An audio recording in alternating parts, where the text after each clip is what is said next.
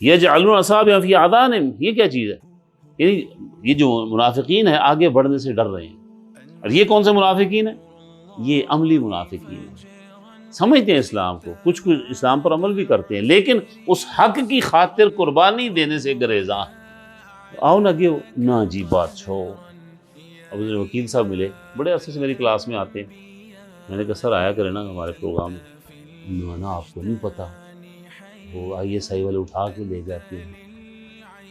کرتے ہیں، وہ کرتے ہیں، بندوں کے پیچھے چڑھے رہتے ہیں. یہ تو ہوگا. بنگلہ دیش میں کیا ہو رہا ہے، مصر میں کیا ہوا ہے، مراکش میں کیا ہوا ہے،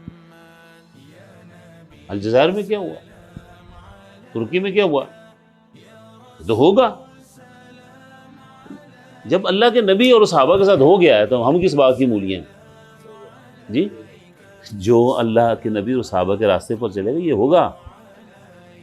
جنت پھر ایسے تو نہیں دے گا نا خدا، ہاں پھر تو خدا ناانصافی کرے گا نا. صحابہ کو جنت دے، الجنت تحت ظلال السیوف، کہ جنت تلواروں کے سائے تلے میں، اور ہمیں عمرے اور حج اور نماز پہ دے دے گا. واہ واہ، 2 نفل اشراق دے پڑھو تو جنت تاڑی ہے. یہی وجہ کہ قرآن سے لوگوں کو دور کیا گیا، کیونکہ جو سیٹ اپ بنایا گیا ہے یہ سارا اصل میں اس کتاب کے خلاف بنا ہے. یہ جو ہمارے مدرسوں کا اور نظام ہے نا سارا، یہ انگریزوں نے سیٹ کیا ہوا. دیوبند کا مدرسہ کی رجسٹریشن ملکہ وکٹوریہ کے دور میں ہوئی ہے. بریلی کے مدرسے کی رجسٹریشن بھی ادھر سے ہوئی ہے. میں نے ایک بات بتائی، مولوی صاحب کہتے ہیں اللہ ملکہ وکٹوریہ کو عربی پڑھی ہے. میں کہا سلام ہے تاڑی زانتے. میں کہا بادشاہ نے زبانہ سیکھنے کی لوڑ ہوندی ہے، انہیں کوئی 1000 قسم کے ترجمہ کرنے والے ہوتے ہیں کہ نہیں، ٹرانسلیٹر نہیں ہوتے ان کے پاس. تو انہوں نے آپ کے نصاب میں سے اس کو نکال دیا.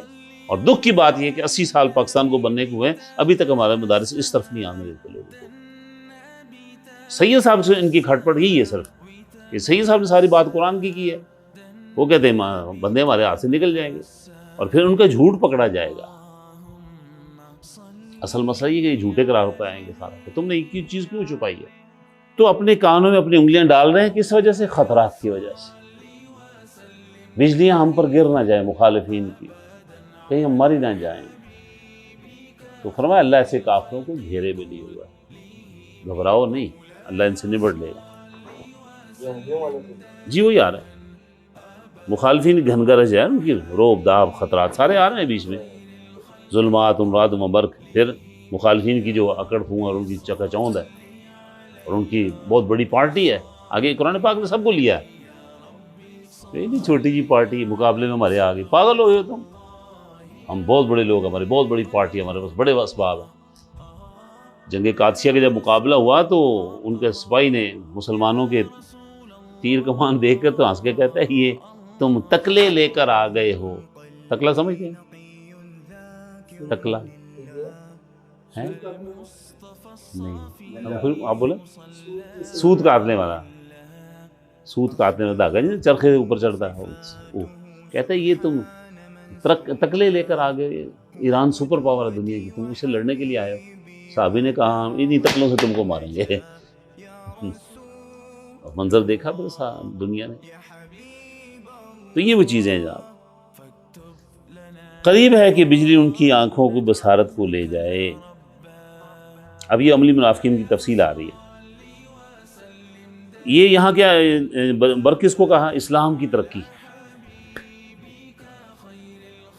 جب روشنی ہوتی ہے کہ اس سے کیا مطلب ہوا کہ جب اسلام کی ترقی کا راستہ تھوڑا سا کلیئر ہوتا ہے تو بہت سے لوگ بیچ میں آئے تھے، چلو یسی آنے ہیں.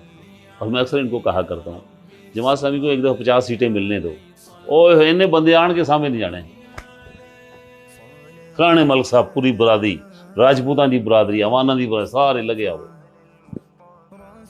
سٹارٹ کا جو کام ہوتا ہے یہ مشکل ہوتا ہے،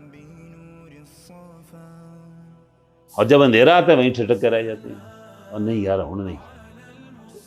یہ وہ لوگ ہیں جو حق کی خاطر قربانی دینے کو تیار نہیں ہوتے.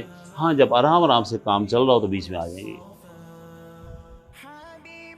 وَلَوْ شَاءَ اللَّهُ لَذَهَبَ بِسَمْعِهِمْ وَأَبْصَارِهِمْ، اگر اللہ چاہتا تو ان کی سماعت اور بصارت کو بھی لے جاتا جیسے پہلے گروہ کے لے گیا، لیکن ان کو بھی اللہ ٹائم دے رہا ہے.